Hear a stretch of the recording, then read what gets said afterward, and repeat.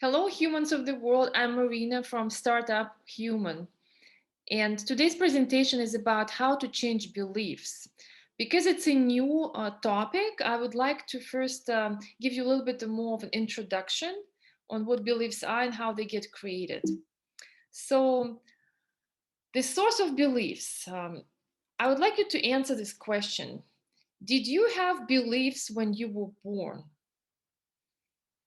And you may think about it, but you probably don't remember. You were not even able to speak.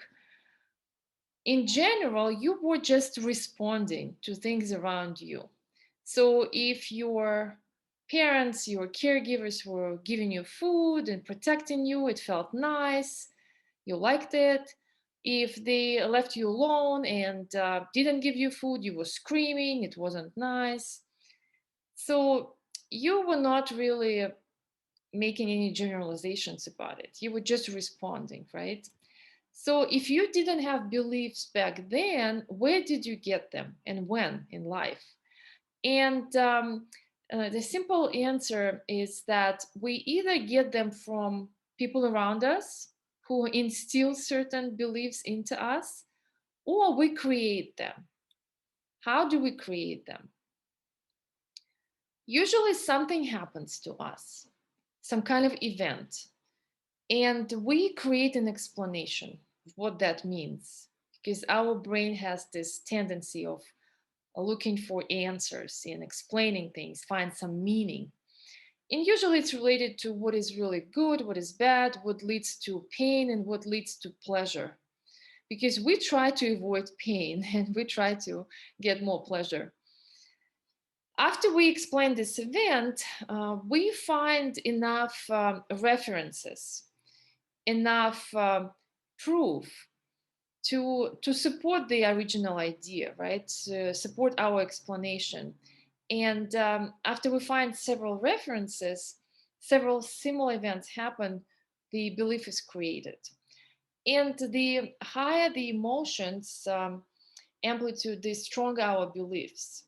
I'll give you an example. If a child walks by a neighbor's house and the neighbor's dog barks at the child may actually feel scared, feel some fear, but just one instance. It's just one dog. However, if another time that child has a friend that was bitten by a dog, and the friend is actually screaming and bleeding, and the child is really scared now for her friend and thinks that dogs are dangerous. This is the second instance. And already belief is being born that dogs are dangerous. Another example, maybe the same child sees on TV dogs attacking someone. So belief may be complete because now she thinks that I don't want to be around dogs. Dogs very dangerous, and I don't want to be near them ever in my life. So here, emotion is the fear that supports this belief. The paradox, however, is that not all beliefs are true. They don't have to be true for us to carry them with us all their lives. Because when you think about it, beliefs are selected events connected by thoughts as explanations. And unfortunately, they are created by us generalizing, deleting, and distorting some information about events that we experienced or we found as references. And going back to the event with the dog, that child didn't really look at all the information available out there, that there are people who love dogs, they have dogs, and even if some of them were bitten by a dog, they don't have fear of dogs. They just know how to behave around dogs. And the child didn't go to maybe a dog shelter to play with some puppies and actually maybe uh, nurture this feeling of fondness of dogs. So she only looked at certain examples of events in her life and chained them as a belief. So some of these beliefs are conscious and some of them unconscious. When something is happening too many times to you, or the emotion is so strong that it may become unconscious and you're not even registering on during your everyday life that you may be having this particular belief because it's so deep in you. What's the difference between truth and beliefs? Well, first, truth is also an idea. It's a thought that is ridiculed by other people. For example, in the past, humans thought that Earth was flat. And obviously, they laughed at it. Later, they violently opposed it. Some people were even burned for it, like Giordano Bruno. Because when you threaten other people's beliefs, you threaten their whole model of the world. And obviously, it's dangerous because people don't feel right, and they don't feel like they have meaning to their normal life. So they have to protect it, and that's why they violently oppose it. But if you find enough references, enough evidence, obviously what you thought wasn't true is actually accepted as self-evident, as truth, and becomes common sense. Beliefs also start with just a thought, an idea, then we find references, they become beliefs. If we have strong emotions that accompany these beliefs, they become convictions. And in some instances, convictions become our identity. We cannot imagine ourselves to be different and think differently. And we usually say, it's just not me. I cannot do otherwise. However, all you need to do to question, when was the last time you had that idea, or who instilled that idea into you that you are this way? Because if someone says to you, for example, your parents, that you're the smartest person in the world, many, many times you may believe it.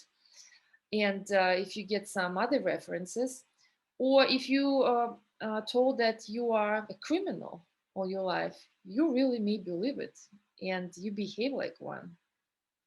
So, when was the first time that you got that idea and then you found references and you believed in it? Because when you think about it, anything you think you are, you could be not. You could be anything else. However, either our morals in our society stops us, or again, our decision and our experiences. For example, some people say, "Oh, I'm not a comedian. I cannot be performing on stage or being a cabaret dancer because I'm just too serious. I'm too proper." Or, "I'm not a public speaker. I'm very shy and I'm very private." But there was a time in your life when you decided to be so. And you can change it if you want to.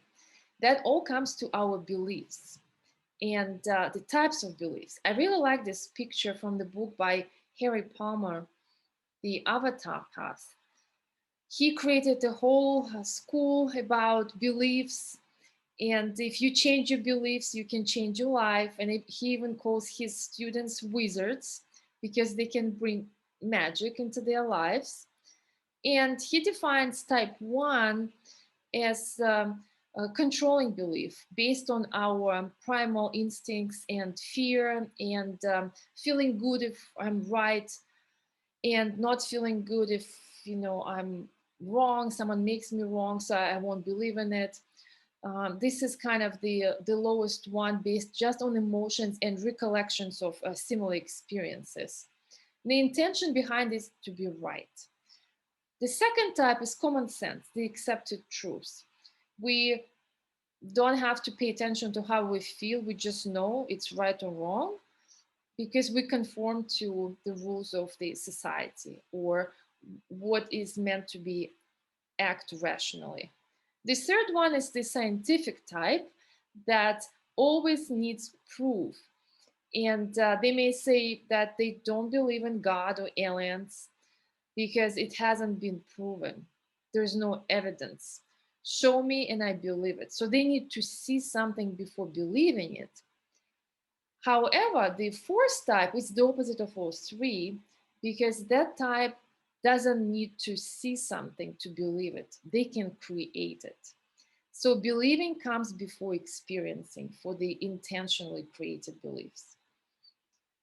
So you understand a little bit more of how scientifically we think beliefs get created. On the right, you see this yellow cloud, which is the world, which is made of subatomic particles. We absorb this world through five senses. And obviously, we cannot comprehend 100% of what's going on because if you are standing in front of something, you do not see 360 degrees what is going on. You only pay attention to some things that are important to you. So some kind of generalization, distortion, and deletion is happening. You're only seeing a glimpse of the whole picture. So those pictures get inside our brain and make imprints on our brain.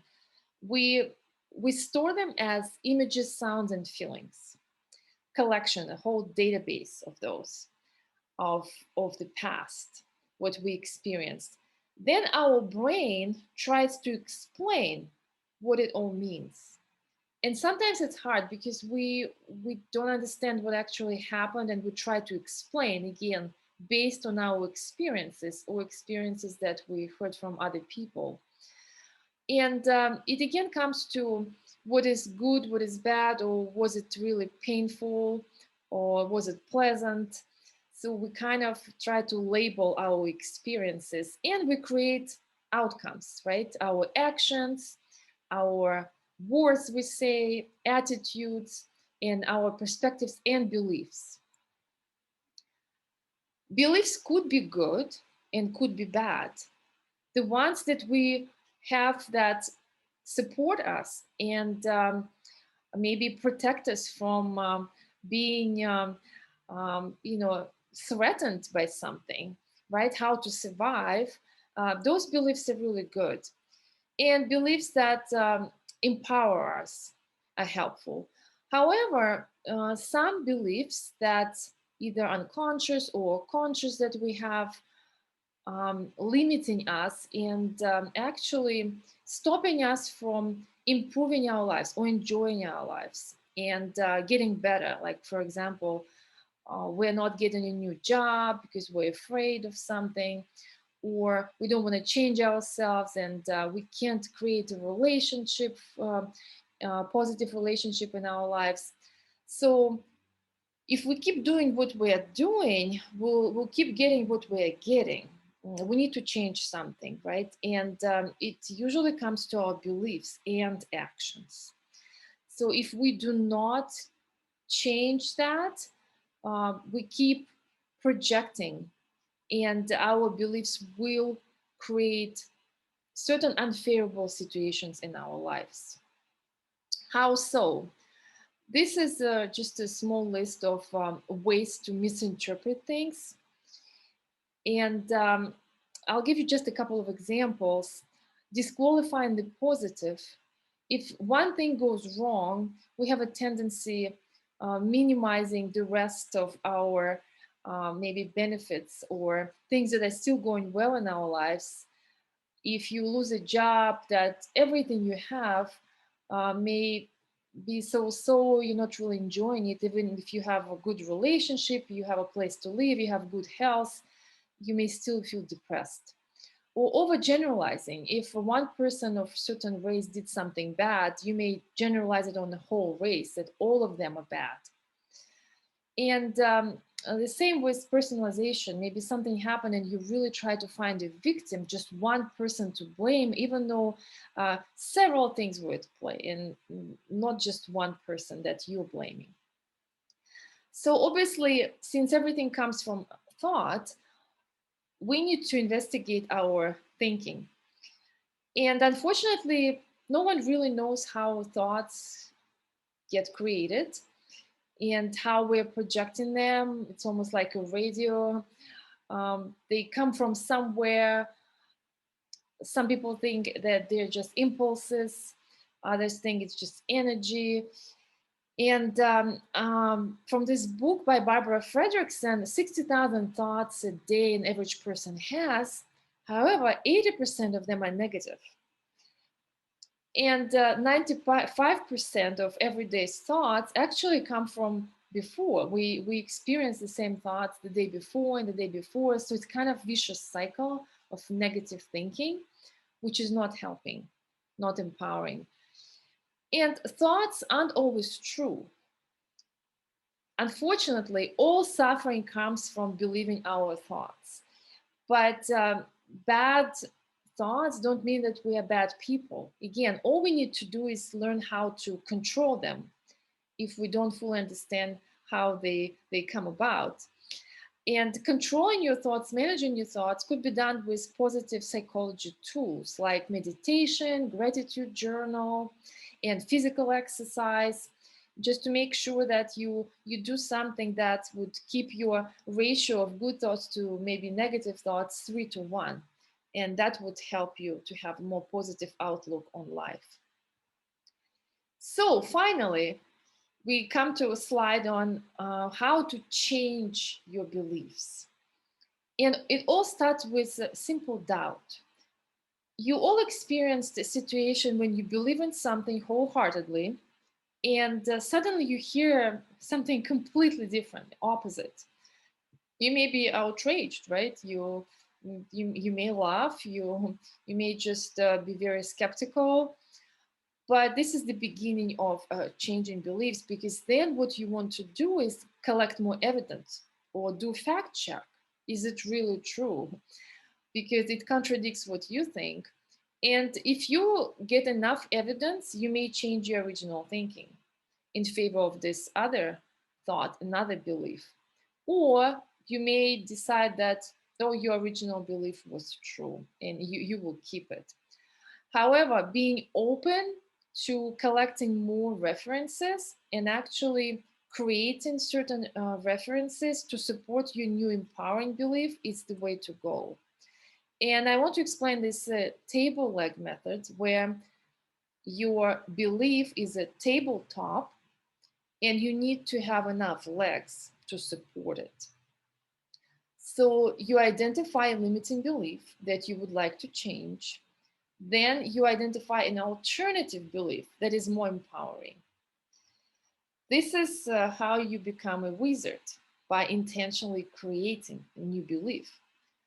But the third step, you need to investigate whether you have some kind of emotional superglue, emotional benefit from having your old belief. And some people, again, create some explanations in their minds why they can't do something new, why they can't lose weight, why they can't get a new job, because of some benefit they're getting. So your goal is to actually associate more pain intentionally to your old belief and create a better, more positive outcome with your new belief and where you want to be. How do you do it? You actually also reframe your old evidence. Because if you had your old belief, you had some references. You can do it with a friend, you can do it with a group of people. When you ask for their opinion, what does it really mean? And maybe I'm missing something, some information, how I interpreted certain events. Maybe I was just too focused on my feeling that something was wrong and not taking into consideration all possible ideas and views about these events. When you reframe your old evidence, you actually find new evidence to support your new beliefs. And ask yourself, what do I need to know to actually really be sure that my new belief is working, right? And then you actually create those experiences, or you find certain evidences from your previous experiences. And finally, I want to show you the last slide about some famous people who went through some adversity we may not know about, that Franklin Roosevelt, 4 times president of the United States, actually was paralyzed from the waist down by polio before running for office. Or Albert Einstein, famous Nobel Prize winner, physicist, he could not get a job in physics for 2 years after graduation. And some people may say, enough is enough. It's just too hard. It's not me. I give up. These people didn't do it. And Frederick Douglass, a leader of the abolitionist movement, great orator and writer, he was actually born into slavery, violence, and separation from his parents. He taught himself to read, and many people didn't believe that he didn't have a formal education, and he was such a brilliant speaker. So these people didn't take no for an answer. They really believed what they envisioned. And as they say, it's not the talented that actually achieve the most. It's the people who are most passionate and most persistent. And I hope you'll get some interesting ideas from this presentation and start creating new beliefs and believing in what is really empowering in your life. I'll see you in my next events.